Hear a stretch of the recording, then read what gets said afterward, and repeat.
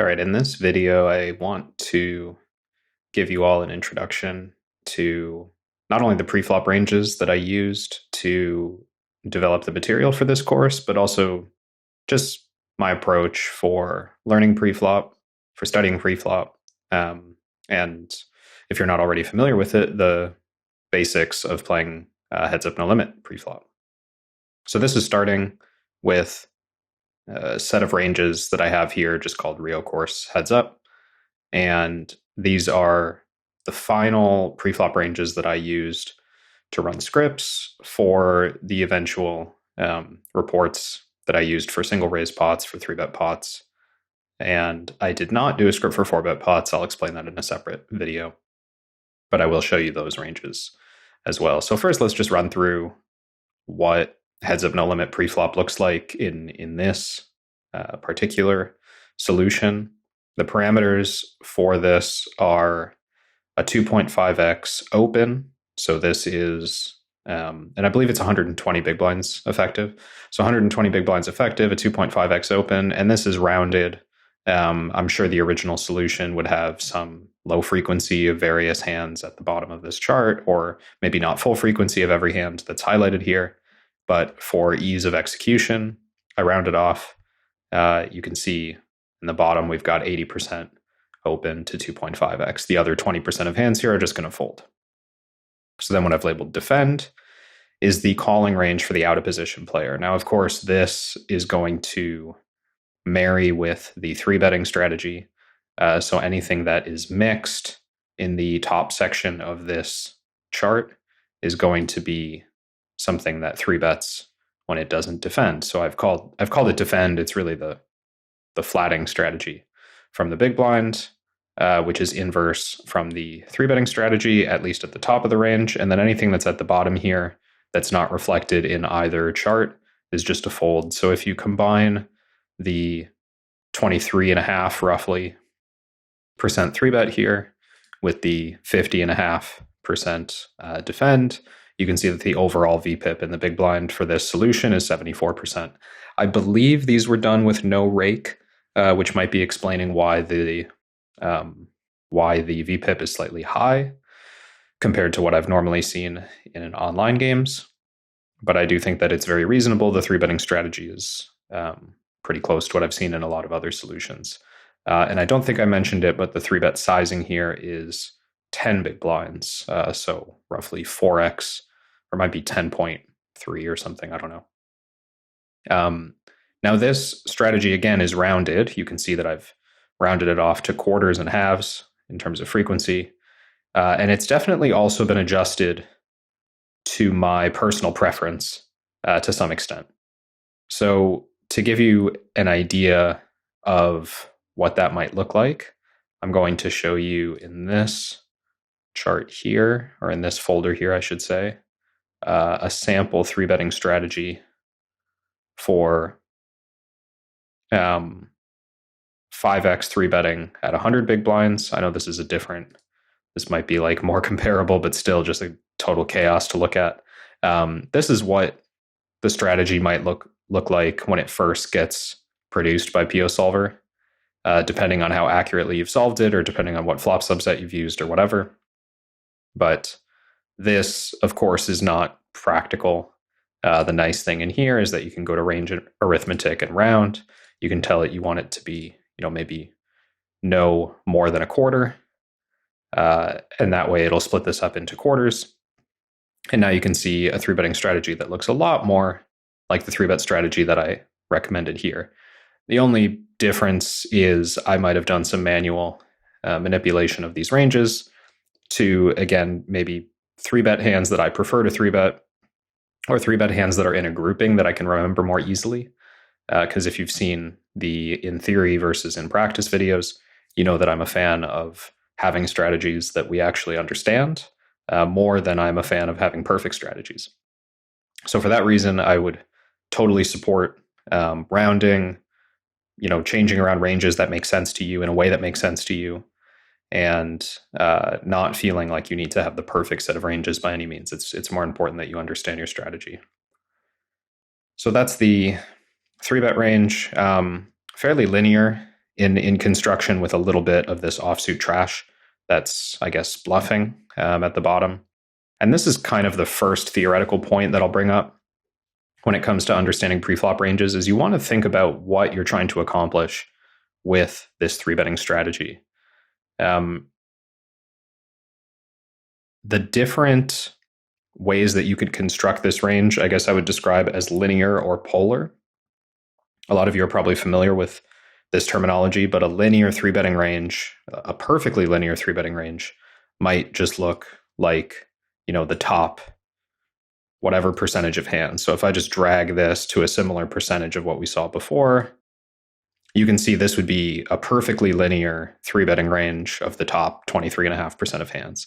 But this isn't exactly what we saw. It's not that far off from what we saw, but this is just raw preflop equity and not exactly the distribution of hands that we're looking for. There's, of course, other variables at play here.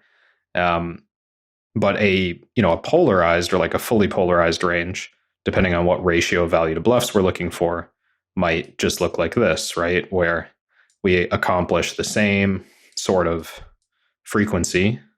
Let's stick with, what did we have?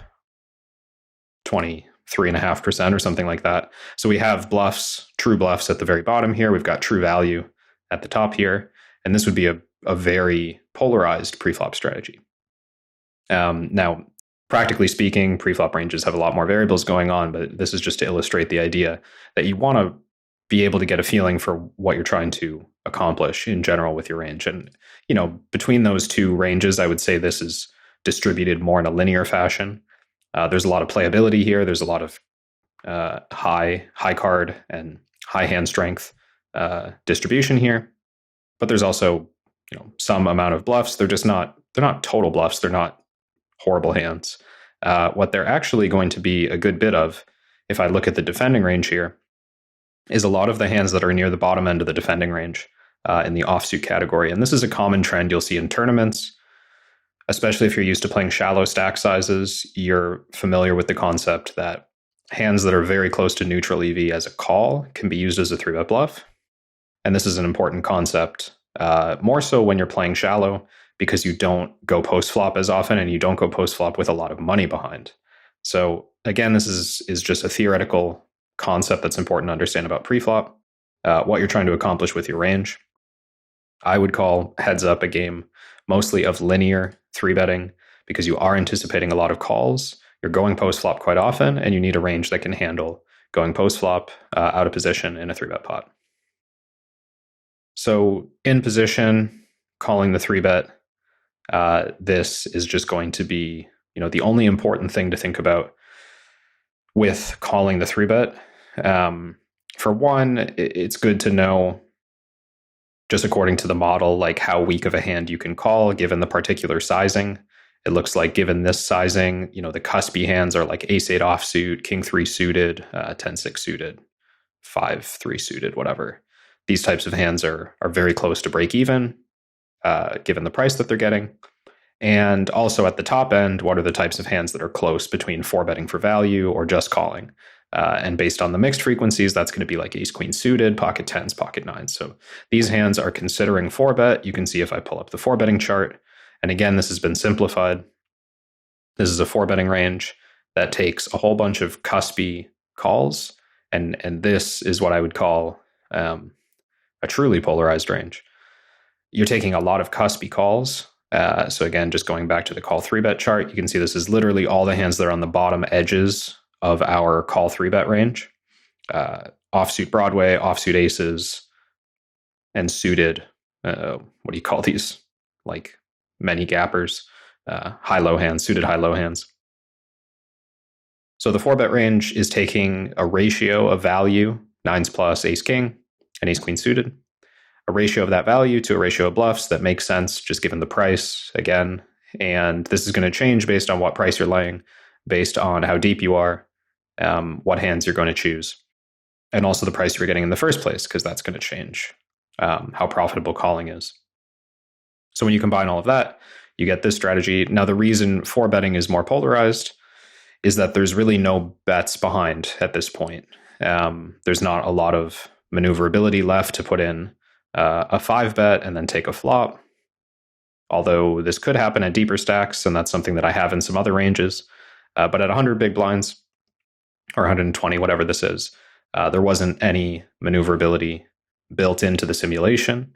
So it's not planning for getting, 5-bet clicked and then calling and taking flops. It's just planning for, do we want to get all in pre-flop or do we want to bluff?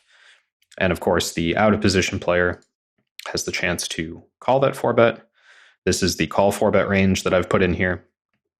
And it's worth pointing out, perhaps just for your own knowledge, if you're building sims or if you want to know how this works. So this is like in PO Solver format, I've got full frequency of all of these hands listed here. And some of these hands are not listed at full frequency, but the proportion here is basically saying, once I get to this situation, I'm calling the 4-bet this proportion of the time. So perhaps the other proportion is folding, or perhaps it's going all in. I haven't made that clear in these charts because I don't need to save like the 5-betting range in PO Solver because there's no post-flop play. The whole reason for having these ranges in PO Solver is so that I can use them for post-flop scripting. So I only need the ones that go post-flop. This is call 4-bet, so it's going post-flop. It's important to point out that in the original 3-betting strategy, not everything is equally distributed. So I believe the way that I've done it in this particular sim is that I've already multiplied it out. Yeah, it looks like I have. So there's no hands in here that are, let's say, like 3-betting half the time, but then only calling the 4-bet a quarter of the time or something like that. So this range here could be copied directly into PO Solver to run a script, but you need to be careful if, for example, the way that you've written your preflop ranges, you might be looking at if the intention is, I'm 4-betting half of the time, and when you go to the 3-bet chart, you realize that you only 3-bet it 25% of the time or something in the first place. You might end up in a situation where you've listed, again, going back to the call 4-bet, you've listed, let's say, for example, ace-9 suited half of the time as calling, but in the first place, you were only 3-betting it, if, for example, a quarter of the time. Now you've accidentally put in your call 4-bet a higher proportion of ace-9 suited than actually exists in your 3-betting range. So the point that I'm making here is that if you are just filling out your call 4-bet manually, so if I was to just clear this and say, okay, the hands that I'm going to call 4-bet with are the top whatever percent of hands, except for these hands here, because they're going to be shoving. So let's say these are the hands I want to call 4-bet with. You want to make sure that you don't just copy this directly into your post-flop sim as the range, because not all of these hands are 3-betting at equal frequency.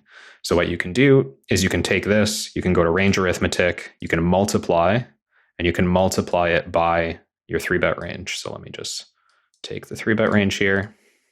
So you can multiply this, I'm always calling this set of hands by the original 3-betting range, and now you can see that ace-8 suited, ace-9 suited, pocket 5s, pocket 6s have now been adjusted for the frequency at which they 3-bet in the first place. So that's an important blunder that I've made before to avoid, is make sure that you are adjusting the total frequency of this hand being in this node before you go and run a sim with that range. So I've gone over the 4-bet strategy, the call 4-bet strategy. The last point that I wanted to make while I was in here was about learning the different variables with preflop in order to be a stronger preflop player in general. I talked about this kind of sporadically throughout other videos in the course, but overall, what I want to get across is that being really good at preflop is less, memorization of your preflop ranges is important, but I think that mastery of preflop is more intertwined with understanding the mechanics of how ranges change and the mechanics of adjusting. And this is something that takes a lot of different simulations and a lot of exposure to different scenarios to really understand. You can see in this ranges folder here that I've got a variety of different setups. So these are some old preflop ranges, but I'll show you, for example, I have some old heads up ranges where I was experimenting with sizings and experimenting with stack depths. So these are solutions where we open 2x, we open 2.5x, we open 3x, and seeing how the frequency of opening ranges changed based on what sizing we forced, or looking at how the frequency of opening ranges changed when we're 200 big blinds deep compared to 100 big blinds deep. And that's just on the button open. If we kind of expand everything that I've got in here, you could see, for example, how the ranges are not rounded, but I'll clean that up for visual. For example, how the 3-betting strategy, so let's look at 3-betting strategy at 200 big blinds was different from the 3-betting strategy at 100 big blinds with similar ratios. And the interesting thing that I noticed, for one, was that the frequency of 3-betting was dropping as we got deeper. Now, more recently, I think this still happens. I don't think it happens quite as much as it did in these original sims because I had some mistakes in my setup. But the general idea that I learned was that ranges were getting more linear as you got deeper. So if I round this again, notably missing from the 3-bet strategy at 200 big blinds was a whole lot of high card offsuit hands. So the value of high card offsuit hands started to go down in heads up as you got deeper. Whereas when you were shallower, 100 big blinds deep, and you could maintain a lower stack to pot ratio, you saw a lot more offsuit high card hands choosing to 3-bet. So once I recognized that pattern, I started to understand the priorities of preflop better than I knew them before. And once I started playing tournaments, this got even more pronounced because I looked at 50 big blind 3-bet ranges or 30 big blind 3-bet ranges. And the pattern continued where not only did we get more polarized in our 3-betting strategy, but we also got more high card dominant in the value range that we were choosing. So at 100 big blinds, 9-8 suited, Jack 10 suited, these are pure value hands. At 50 big blinds, these hands don't 3-bet nearly as much because of the risk of being 4-bet jammed off of their equity. There's a conversation I had, if you saw the Pads on Pads course with Patrick Leonard in the heads up section that we did together. So there's a lot of different moving parts in these preflop strategies. Reacting to different sizes and reacting to different stack depths are a huge part of what I think makes a skilled preflop player. So the overall takeaway for me is that more solutions is better. Exposing yourself to a variety of solutions makes you a stronger preflop player, and understanding the mechanics of what's changing in those different solutions makes you a better preflop player. So don't stop just at your, I guess there's two things that for the game that you're playing right now, if you don't have a good set of solutions, you need that first. You need a good set of solutions for your specific game, right? So these RFI 3-bet and 4-bet ranges that I've got for heads up no limit with no rake under these specific parameters, this is the game that I chose for this course that was going to be perfectly analyzed. And in doing so, we need really reliable preflop ranges. Everything you study from preflop through to postflop is going to depend on this first decision that you make, which is what are the preflop ranges. So I guess a word of caution is that when setting up your solutions, when looking at postflop solutions, you have to remember that everything was based on what you told it at the beginning, right? So if this 3-bet range is wrong, or if it's weighted in some particular way towards some particular set of hands, that's going to change your postflop solution. You always have to keep that in the back of your mind and question the results you're getting based on preflop. That said, having the perfect solutions only gets you so far. I mean, some of you are probably playing the same game over and over and over, day in and day out. And if you're one of those people, you need solutions for that format. It's worth the investment. It's worth the time spent memorizing it. That's a necessary part of your study. But if you want to be versatile and if you want to understand preflop in a theoretical way, then you need more solutions. You need more exposure. You need more study, basically. And I'm going to do a separate video in the study section that goes over exactly this. using simple preflop. So if you haven't already checked out the simple preflop video, I get more specific with the methods that I use to study different preflop scenarios, and that's my preferred program for doing so. So hopefully that gives you a good overview of the preflop material that went into this course. And you'll see a lot of this stuff in action in the postflop section coming up next.